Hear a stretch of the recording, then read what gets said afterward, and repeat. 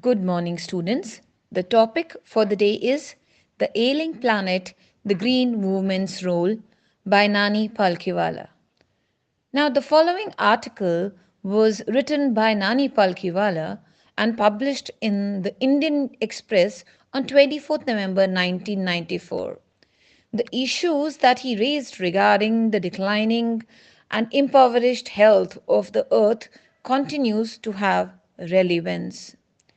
Now, obviously, one cannot recall any movement in the world history which is as gripping, as clutching, as holding than the imagination of entire human race so completely, so rapidly as green movement.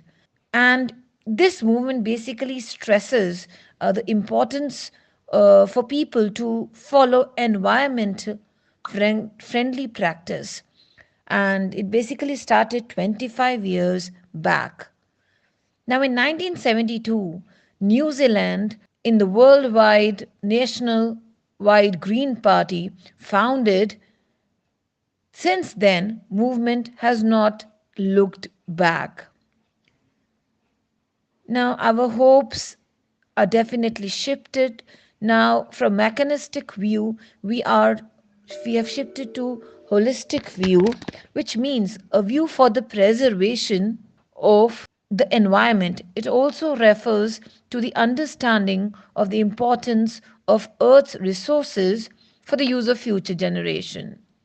Now, this shift in human perception is revolutionary as it introduces what Copernicus taught mankind in the 16th century, that the Earth and the other planets revolved round the sun. Now, it was for the first time in human history that there is a growing worldwide consciousness that Earth itself is a living organism. It's an enormous being which has parts, and it also has its own metabolic needs and vital processes which needs to be respected and preserved. Now, Earth's vital signs reveal that it's a patient in declining health, and we've begun to realize our ethical obligations. Obviously, when one is required to do something based on being righteous, that's the standard of rules. So, human beings need to be good stewards. They should look after and manage environment properly and look after the planet, act as responsible trustees to the legacy of the future organisms or generations. Now, the concept of sustainable development, which means economic development without depletion of natural resources, was coined in 1987 by the World Commission on Environment and Development. The report defined the idea as development that meets the needs of the present without compromising the ability of future generations to meet the needs, which means without stripping the natural world of resources future generations would need. Now, a very beautiful instance in the zoo at Lusaka, Zambia, there's a cage where the notice reads, now inside the cage there is a mirror, and on the mirror it's written the world's most dangerous animal. So there is no actually animal in the cage, but when you look at the mirror, you understand what it is talking about. And thanks to the efforts of number of agencies, because of whom new awareness has been created, dawned, and the most dangerous animal in the world has come to forum. He has realized the wisdom of shifting from a system based on domination to that of a partnership. Now, scientists have categorized, classified that around 1.4 million living species in which shares the earth, and there are estimates that there's still so very many living species which are still uncatalogued. So biologists calculate that about 3 to 100 million other living species still languish, still lack vitality of a person or plant animal. So obviously, it's basically disgrace as no one knows about them. Now, one of the early international commissions which dealt, among the other things, with the question of ecology and environment was the Brand Commission, which had a distinguished Indian as one of its members, Mr. L.K. Jha. The first Brandt report raised the question, are we to leave our successors a scorched planet of advancing deserts, which means impoverished landscapes, ailing environment? Now, Mr. Lester R. Brown, in his thoughtful book, The Global Economic Prospect, points out that the Earth's principal biological systems are basically four. To name them, fisheries, forests, grasslands, and croplands. And they basically form the foundation of the global economic system. In addition to supplying our food, these four systems provide virtually all the raw materials for industry except minerals and petroleum derived synthetics, which are artificial substances. In large areas of the world, human claims to have these systems to be unsustainable, a point where the productivity is being impaired, weakened, or damaged. Now, when this happens, fisheries collapse, forests disappear, grasslands are converted into barren wastelands, and croplands deteriorate. In a protein conscious and protein hungry world, overfishing is very common today. In poor countries, local forests are being decimated in order to get firewood for cooking. And at some places, firewood has become so expensive that what goes under the pot now costs more than what goes inside it. And now that the tropical forests in the world of Dr. Myers is basically the powerhouse of evolution, several species of life face extinction. It has been well said that forests precede mankind and deserts follow. Now, the world's ancient patrimony, which means property inherited from father or ancestor of tropical forest, is now eroding at a rate of 40 to 50 million acres a year.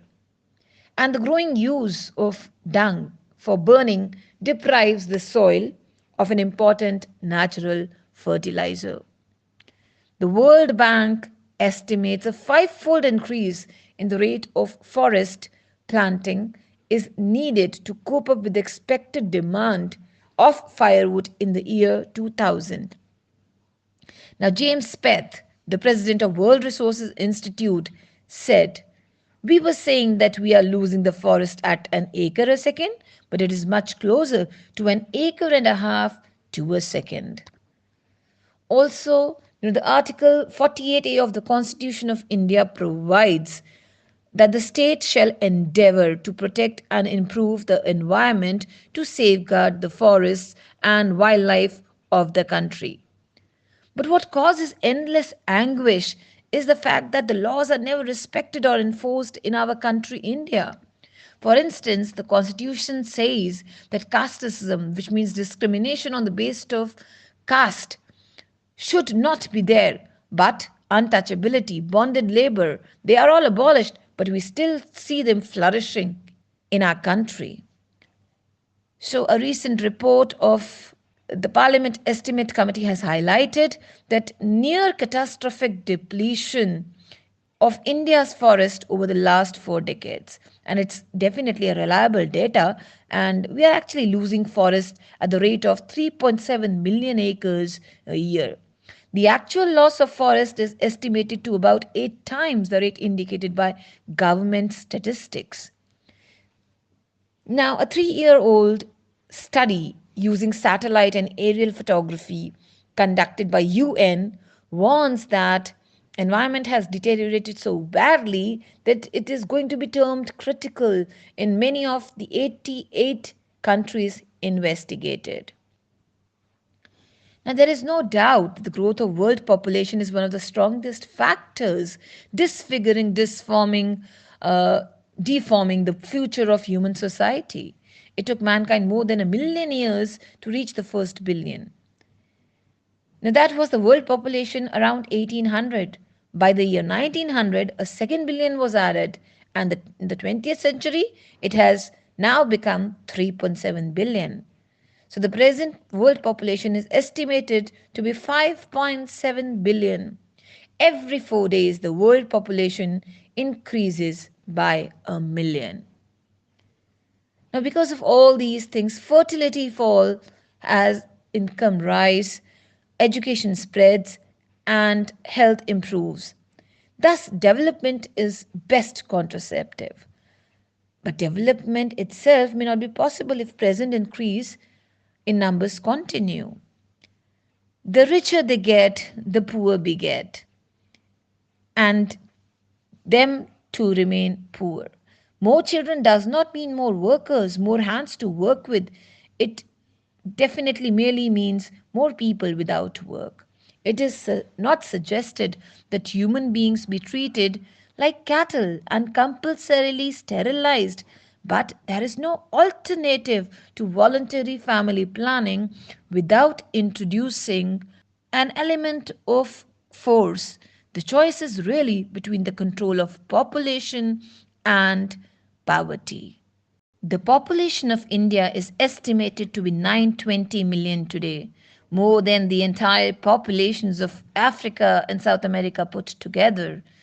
Now, no one familiar with the conditions in India would doubt that the hope of people would die in their hungry hutments unless population control is given topmost priority. For the first time in human history, there was a concern that existed for a long time and passed from generation to generation. The survival not just of the people but of the planet. And now we have begun to take a holistic view of the very basis of our existence. The environmental problem does not necessarily signal our demise, that is death. It is passport for our future. The emerging new world has guided someone somewhere in the era of responsibility. It is a holistic view, an ecological view, seeing the world as an integrated whole rather than a disassociated collection of parts. Industry has the most crucial role to play in the new era of responsibility. Where the transformation would be affected if more businessmen shared the view of DuPont Mr. Edgar S. Woolard, who 5 years ago declared himself to be the company's chief environmental officer. He said, "Our existence as a leading manufacturer requires that we excel in environmental performance." Of all the statements made by Margaret Thatcher during the years of her prime ministership, none has passed so decisively clear and definite into the current coin of English usage as her felicitous, well chosen words.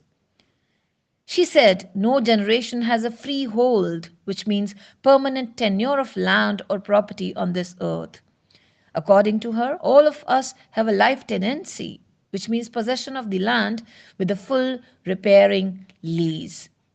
Also, Mr. Lester Brown states, "We have not inherited this earth from our forefathers, but we have borrowed it from our children. So we need to return it back." So this was the Ailing Planet Green Movement. Hope it was a nice session. Thank you so much.